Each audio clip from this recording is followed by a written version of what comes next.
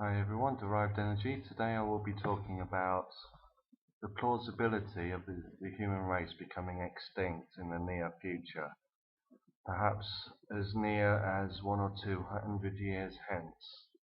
Um, in my last video I discussed Nick Bostrom's ideas of um, bang, shriek, crunch and whimper, and today I will be explicitly talking about bang, which can be defined as a existential risk in which the human race quite abruptly becomes extinct in a relatively short period of time.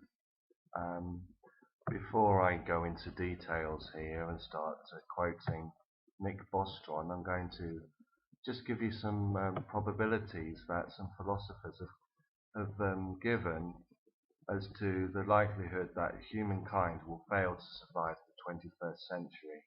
And we've got John Leslie, who gives 50%, Martin Rees, who also gives 50%. We've got Richard Posner, who states the probability that humankind will fail to survive the 21st century as a significant probability. And we've got Nick Bostrom himself, who gives not less than 20%. So this idea that the human race could become extinct in the near future is not an outlandish idea at all, and um, I've encountered many people on YouTube in the comments sections who just seem adamant that the human race is destined to survive, in the far future, and there's no imminent existential risks around the corner. But in this video, I hope to put forward a good case that they're being complacent here. I'm going to move. Okay, Nick Bostrom says, our approach to existential risks cannot be one of trial and error. There is no opportunity to learn from errors. The reactive approach, see what happens, limit damages, and learn from experience, is unworkable. So, in other words, if you screw it up, the human race becomes extinct. You can't learn from that because you're dead, and there will be an absence of deprivation and suffering where the human race used to inhabit the planet. Then he goes on to say, in view of its undeniable importance, the idea of human extinction, it is surprising how little systematic work has been done in the area. Part of the explanation may be that many of the gravest risks stem from anticipated future technologies that we have only recently begun to understand. So, we're all speaking blind here to a large extent because we simply don't know what will happen when humanity starts creating the incredibly advanced forms of technology that are inevitably going to occur in the near future. He says another part of the explanation may be the unavoidably interdisciplinary and speculative nature of the subject. So, yes, I think you need a wide scope of knowledge in many different fields: philosophy, cosmology, psychology, um, anthropology, and many more. So you need to have to be a polymath, to start to come to grips with this topic. And he says, in part, the neglect may also be attributable to an aversion against thinking seriously about a depressing topic. Now, as an anti-natalist, I actually find the idea that the human race may become extinct in the near future an uplifting one. So I'm extremely engrossed in this subject material. He says our approach. No, he says we cannot cannot necessarily rely on the institutions, moral norms, social attitudes, or national security policies that developed from our experience with managing other sorts of risks. Existential risks are a different kind of beast. We might find it hard to take them as seriously as we should, simply because we have never yet witnessed such disasters. our collective fear response is likely ill-calibrated to the magnitude of threat. And that's an interesting point. We're not um, we're talking about the unknown here, and what we've learned from the future, from the past, is inapplicable to the future to a large extent because we're dealing with so many unknown variables. Now I'm going to talk about the doomsday argument because I think that this is a very persuasive argument, and I'd love for somebody to try to counter this argument because I've thought on it a lot, and I think it's a very robust argument, and a lot of the knee-jerk objections to this argument fall down in my opinion, but I'll just briefly outline this argument in case you're not aware of it. The doomsday argument was conceived by the astrophysicist Brandon Carter, and it has been developed in a Nature article by Richard Gox and by philosopher John Leslie in his book The End of the World. The core idea is this: imagine that two big urns are put in front of you, and you know that one of them contains 10 balls and the other 1,000,000, but you are ignorant as to which is which.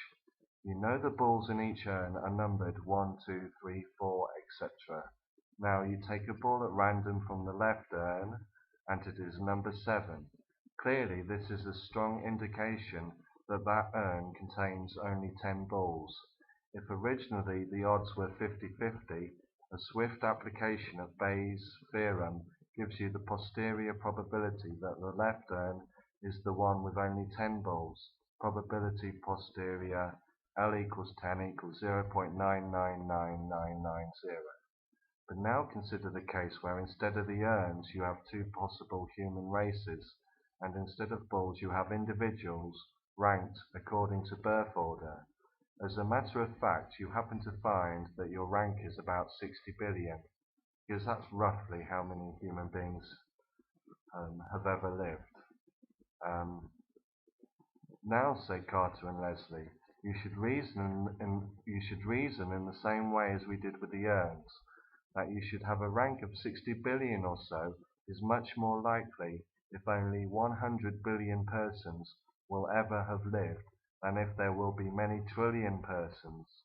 Therefore, by Bayes' theorem, you should update your beliefs about mankind's prospects and realize that an impending doomsday is much more probable than you have hitherto thought. So, you need to think about this argument through, and yeah, I think it's very persuasive. I'd love to hear some counter arguments. Anyway, I'm going to talk about nanotechnology now because Nick Bostrom thinks that malicious use of nanotechnology is the greatest existential risk to mankind in the near future. And he says, in a mature form, molecular nanotechnology will enable the construction of bacterium-scale, self-replicating mechanical robots that can feed on dirt or other organic matter. Such replicators could eat up the biosphere or destroy it by other means, such as by poisoning it, burning it, or blocking out sunlight. A person of malicious intent in possession of this technology might cause the extinction of intelligent life on Earth by releasing such nanobots into the environment. The technology to produce a destructive nanobot seems considerably easier to develop than the technology to create an effective defense against such an attack. So here you've got an asymmetry, one of my favorite words. You've got an asymmetry between the relative ease with which you can create the destructive nanobots and the relative difficulty you have in terms of creating a defense against it. The technology could prove hard to regulate since it doesn't require rare radioactive isotopes or large, easily identifiable manufacturing plants as does production of nuclear weapons. So here you've got just the sheer difficulty of regulating this new technology that doesn't require the acquisition of hard to obtain materials. The technology to produce a destructive, yeah, I've been there. Even if effective defenses against a limited nanotech attack are developed before dangerous replicators are designed and acquired by suicidal regimes or terrorists, there will still be the danger of an arms race between states possessing nanotechnology. Arms race instability means that there would be dominant incentives for each competitor to escalate its armaments, leading to a runaway arms race, which is exactly what we've seen in the world with nuclear weapons. Two, crisis instability means that there would be dominant incentives for striking first. Two roughly balanced rivals acquiring nanotechnology would, on this view, begin a massive build-up of armaments and weapons development programs that would continue until a crisis occurs and war breaks out, potentially causing global terminal destruction. So, yeah, there's lots of issues with nanotechnology, and in particular, the malicious use of nanotechnology that poses you know, a noticeable existential risk to mankind's survival in the near future. You know, you've got the difficulty with regulating it. You've got the fact that it's easier to create the destructive technology than it is to create technology that can defend against the attack of the destructive technology. And you've got the possibility, arguably the inevitability of an arms race with this new technology. You've got the inevitability of this technology being incorporated into a country's arsenal. And you've got crisis instability, an incentive for striking first. So yes, that is a big existential risk, I would argue. We're also going to talk about nuclear holocausts. Would an all-out nuclear war really exterminate humankind? And most people on YouTube, they're like, no chance at all. Some people will always survive. But it's important to note that for there to be an existential risk, it suffices that we can't be sure that it wouldn't. And the climatic effects of a large nuclear war are not well known. There is the possibility of a nuclear winter. So it's not the actual destruction that occurs when the explosions go off. It's also, you know, the nuclear weapons initiating a nuclear winter, which is something that hasn't been studied vigorously under lots of different conditions for obvious reasons. And the third point here, future arms races between other nations cannot be ruled out, and these could lead to even greater arsenals than those present at the height of the Cold War. The world's supply of plutonium has been increasing steadily to about 2,000 tons, some 10 times as much as remains tied up in warheads. Even if some humans survive the short-term effects of a nuclear war, it could lead to the collapse of civilization. A human race living under Stone Age conditions may or may not be more resilient to extinction than other animal species. So, you know, this would be like a crunch. And, yeah, if there is a crunch and humanity is thrown back to primitive style of life, primitive way of life, then it's not at all a man naked without his modern technology. It's not at all foreseeable how he would cope with staving off extinction compared to other animals. We're just a naked ape with our exotic technological toys. Genetically engineered biological agents. With the fabulous advances in genetic technology currently taking place, it may become possible for a tyrant, terrorist, or lunatic to create a doomsday virus, an organism that combines long latency with high virulence and mortality. Dangerous viruses can even be spawned unintentionally, while of course accidents and malicious uses of technology are existential risks.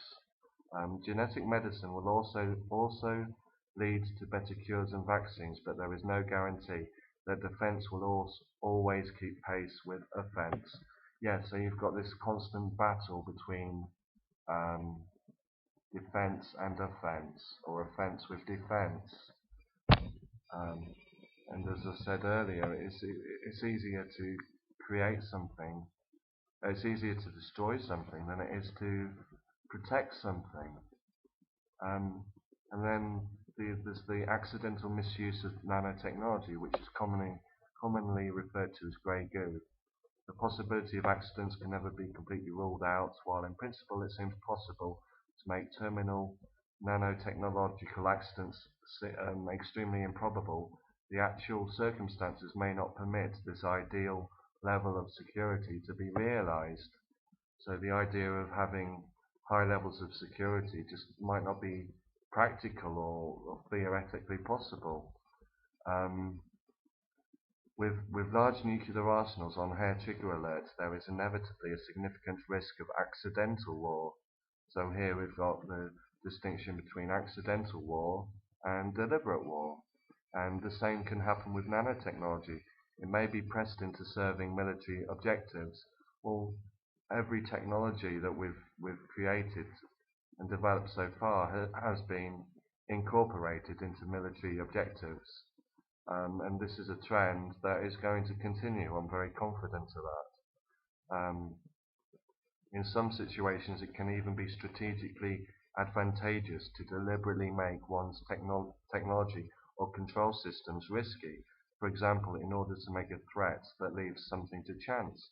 So here you've got an incentive um, for people to deliberately engineer an unpredictable element into their technologies and weapons of mass destruction, in order to make it more difficult for their adversaries to predict how their weapons will react and behave. So you're deliberately manufacturing and incorporating unpredictability into weapons of mass destruction, and yes, that could be a little bit problematic.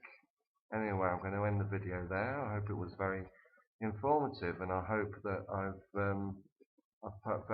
put forward a very persuasive case why, you know, human extinction in the near future is a distinct possibility, and something that people now at the start of the 21st century could do well to reflect on, especially if they're considering creating more sentient self-reflexive manifestations of energy in a meaningless and pitilessly indifferent universe.